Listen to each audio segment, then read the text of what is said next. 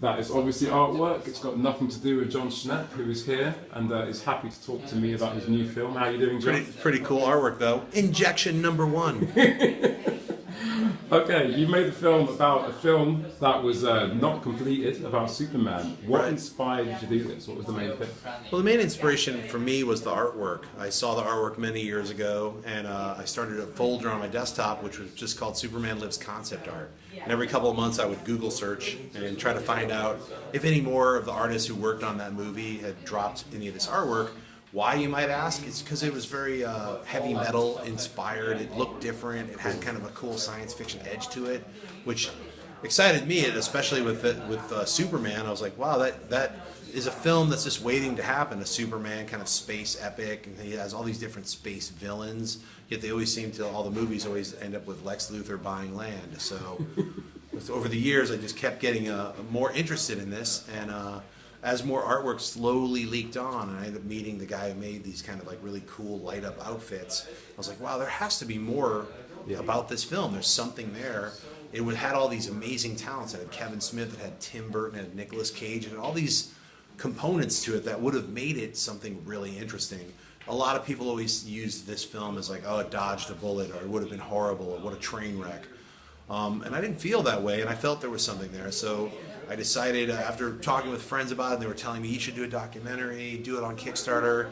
I decided, you know what, no one else is going to do it. So I ran a Kickstarter 2.5 years ago, raised the money, and then it took a lot longer to get it done. I didn't realize how long. I'd never made a documentary before. I didn't realize how long it would take. This is your first documentary? This is my first documentary. I usually direct cartoon shows. I've been directing shows on Adult Swim and a bunch of other channels for like the last 15 years. So this was my first doc, and it was a lot of work. It took a lot of time to get the interviews and to find the people and research and do the archaeological digging to find out about this film from 16, 17 years ago that a lot of people didn't want to talk about, especially on camera, because they look at it as a failure. They're like, the film didn't get made, something's wrong with it, or they didn't want to.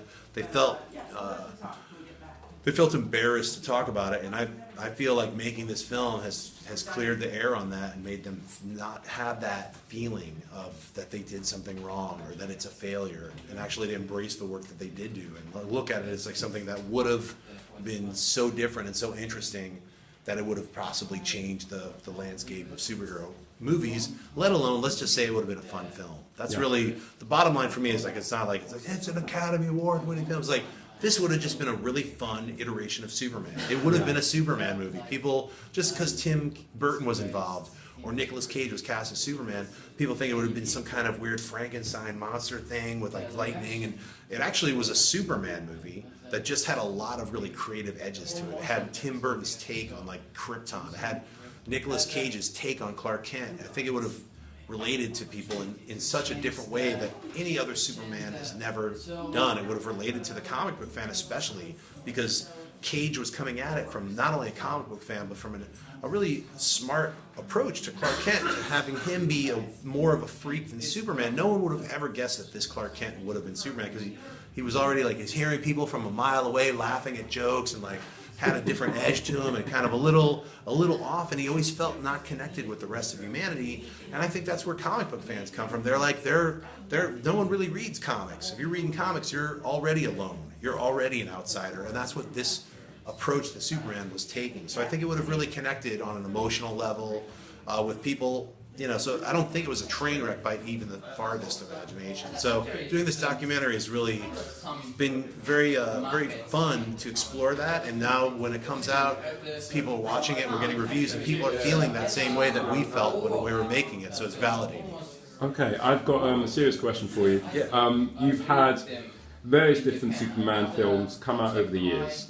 One of the most notorious ones, I'd say, is Superman Returns. Do you feel that if Superman Lives had been made, that it would have contributed more to the Superman mythos in the popular culture? Or yeah. Do you feel? I feel if Superman Lives went forward and got made and came out in 1999, the only other competition it had was Blade, which was Marvel's first kind of film. Yeah. And I think it would have been a smash hit. I think it would have spawned 2 more sequels. It would have opened up the Justice League immediately after that. A lot of other characters from that world, I think. I don't know if they would have done the cinematic universe that Marvel is doing, because no one really did that until Marvel did it, saying, no, look, we're all crossover, we're all in this, just like in the Marvel comics, we're like in the same universe. They're the ones who actually solidified that angle on it, which I think is a great angle. I don't know if DC would have done that, but I do think they would have definitely incorporated Batman and Superman into a film, either the world's finest or a Justice League film. So I think the landscape of superhero films 15 years later, if you went back in the time and made that movie happen, would have been completely different. So. Okay. It has to be said, because you've done so many of these interviews, you've actually answered so many of the questions I was going to answer in 2 foul swoops. Do you feel quite proud of your ability to go through interviews now and come up with the stuff? I feel fearless. I feel like, no, you know what, doing these interviews is actually, they're really fun because I get to tell this story in a different way every time, and also let the people who are watching this know about the creativity of this film, and that it's also this film is about, you know, even though this film didn't get made, you can still see the creativity from all these people's efforts. And so it's sort of like if that happened on such a giant level, just what can you do on your own? And no one's there to close you down. So you have to remember, like, all these people are working. This is a paycheck for them, and they're still doing creative stuff. And ultimately, they weren't allowed to do it because monetary issues and other things. But for you, it's like it's something that you can always move forward on and do things. So I mean, I think writing and coming up with ideas, that's free. That's just your time. So I always look at that as such a creative possibility that every one of us has. It's just inspiring. So. Okay. I've got one last question. It's quite a super nerdy, sweaty question. Get sweaty. Let's do it. I'm going to get sweaty. Basically, you are not this project. You've gone beyond it now. You will obviously do things in the future. Do you have a clear idea as to what those things would be, so you can tell our viewers? What I'm going to do next? Yeah, I have a clear idea. I'm working on 2 different feature film scripts. They're both horror films. They're both horror comedy films. And one of them is a horror comedy musical. So it's going to have a lot of different, I would even say Bollywood-style big musical numbers in it. And I've been working on this TV series, which is a superhero-based TV series, also a comedy. And the other one is possibly a documentary-style television series based on doing things like this and, you know, digging up these superhero films. Oh, fantastic. I've been watching you on the AMC Movie Talk for years. This is a great moment for me. Thank you for being there for What a Sweaty Nerds. Well, hey, AMC Movie Talk, AMC Heroes, watch my Sweaty Nerds show. Please plug away. Thank you guys for watching those shows. I really appreciate it. I'm probably going to be doing another talk show probably mid-June or late June. So we're just going to keep expanding and having fun because it's a lot of fun. I love talking about movies. I love talking about comic books. You're going to have to clone yourself. There's no way you can do all this alone. I can totally do it. So thanks for watching. No worries. Thank you. Bye-bye.